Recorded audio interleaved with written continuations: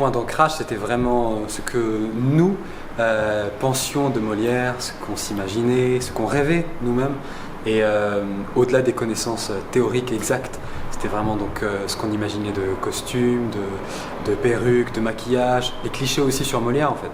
C'était du coup partir de ça et ensuite fouiller grâce au livre de Bulgakov par exemple, grâce au film de Mnouchkine, fouiller aussi dans des biographies, dans des encyclopédies, sur internet.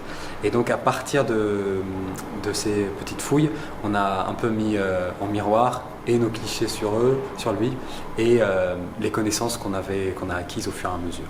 Par exemple, l'éclairage de la bougie. On a tout de suite, on imagine du coup le vieux théâtre avec les bougies qui sont éclairées, donc on a appris que c'était des durées très précises, de 20 minutes à peu près, qui correspondent à la durée d'un acte de Molière, parce que les bougies devaient être changées. Donc là on a un peu fouillé là-dedans, sur les perruques pareil, ce qu'elles représentaient, d'où elles venaient, les costumes. Et donc on a essayé non pas de restituer ça de manière exacte, parce que ce n'est pas le but de ce projet, mais de se dire, bon bah, si on avait une partie éclairée complètement à la bougie, qu'est-ce que ça donnerait? Si on avait une partie avec tous les costumes possibles de Molière, avec tous ces personnages iconiques, qu'est-ce que ça donnerait? Donc voilà ce qu'on a fait, on est parti un peu de nos rêves, on les a un peu précisés et essayé d'en donner un objet qui soit partageable aussi.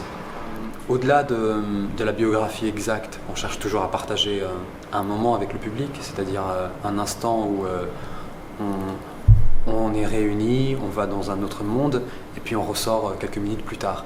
Mais je voulais pas, malgré cette envie artistique, disons, mettre de côté les gens. Parce que parfois, à force de travailler entre nous, on a l'impression que tout est clair de l'extérieur et ça ne l'est pas forcément. Donc je me suis dit, pour ceux qui ne connaissent pas Molière, on va au début, on va tout vous dire sur lui, tout ce qu'on peut. Donc comme ça, on part tous sur les mêmes bases. Et après ces bases-là, on vous montre un peu notre délire dessus. Parce que c'est aussi ça, le travail dans un spectacle, c'est aussi comment on laisse place à notre folie, à nos délires, quoi. Et une fois que tout ça est fait, on passe encore à un dernier step avec et des extraits de Molière, et des extraits de sa biographie, et des extraits de délire, de rêverie, et tout ça qui donne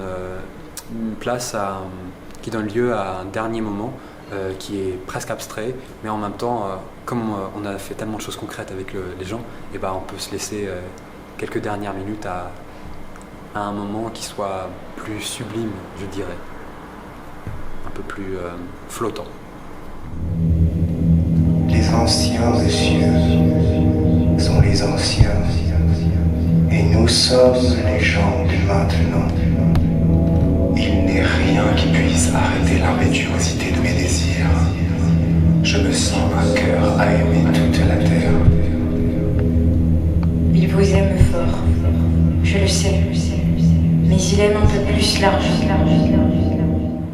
La place de Molière en 2022, on s'est posé très vite la question nous aussi, est-ce qu'on avait envie de travailler sur une œuvre, est-ce qu'on avait envie de traiter le sujet Molière?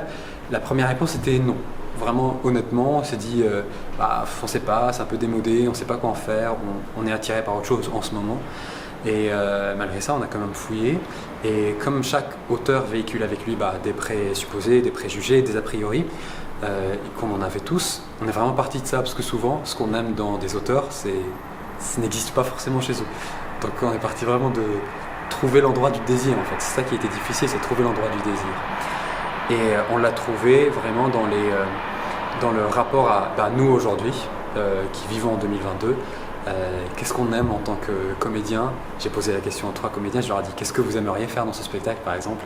On est passé par des choses complètement délirantes, des choses très classiques, par se maquiller, faire du twerk, se travestir, faire des grands monologues, danser, chanter. Donc de là, et après voir comment relier, créer des connexions avec la vie de Molière, avec son œuvre, avec toutes les représentations qu'on en a, avec notre imaginaire. Donc le lien à Molière aujourd'hui, en fait c'est l'équipe, je crois, quoi. C'est les désirs des équipes, les désirs de l'équipe.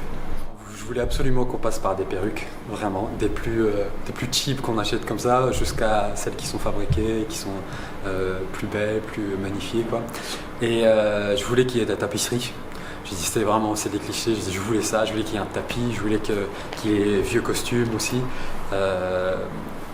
Parce que je trouve ça, moi ça me fait rêver personnellement de voir toute cette floraison quoi, là, d'objets. Sauf que le projet devait être léger, donc on devait trouver un compromis entre tout ça. Donc on a des éléments qui se transforment en fait, qui bougent, les comédiens viennent en tenue normale, puis après petit à petit amènent tout cet imaginaire au fur et à mesure. À un moment tout le plateau est presque en ruine parce qu'il a été détruit, donc c'est un peu une métaphore aussi pour moi, c'est comment travailler, créer à partir de ruines. Parce que Molière, c'est une ruine aussi, plus ou moins en bon état. Donc c'était comment rêver sur les ruines. Et sur les ruines du théâtre, Molière c'est aussi le théâtre, c'est le premier imaginaire qu'on en a. Donc c'est un beau bordel, si je peux dire ça. Rêver sur les ruines, je pense que c'est ce qu'on fait tous les jours au théâtre. C'est qu'une œuvre, une fois qu'elle est finie, une fois qu'elle est écrite, elle fait partie du passé. À peine écrite, c'est déjà du passé.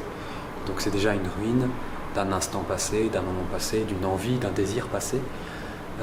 Donc rêver avec des ruines, j'ai l'impression que c'est ce qu'on fait tous les jours, dans la vie même. On vit avec notre passé, avec notre vie, avec notre corps, qui est aussi une ruine au fur et à mesure. Et j'ai l'impression qu'on a...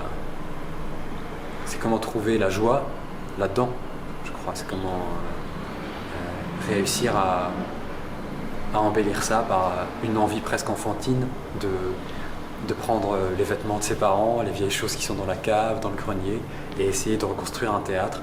Sauf qu'on est adulte aujourd'hui, on a plus de connaissances et on a un peu plus de moyens. Donc voilà, je pense que rêver sur des ruines, c'est un désir enfantin qu'on réactualise à chaque fois. Qu'on réactualise à chaque fois.